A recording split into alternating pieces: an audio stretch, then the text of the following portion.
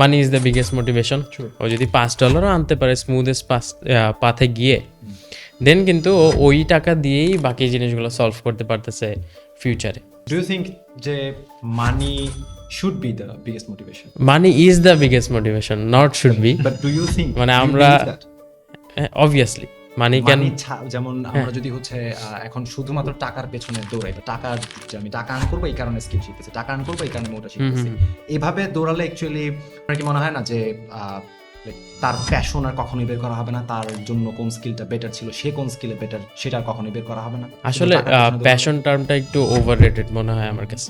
ওকে, কারণ প্যাশন ওই জিনিসটাতেই ক্রিয়েট হয় যে জিনিসটা আমি রিপিটেডলি বারবার করতেছি, যখন ওটাতে আমি একটা মাস্টারি লেভেলে যাচ্ছি, তখন I start to enjoy it, I start enjoy doing it, তাই না? তো প্যাশন হবে কিভাবে আমি যদি টাকা না পাই? আমি তো ওটা বেশি দিন করবো না।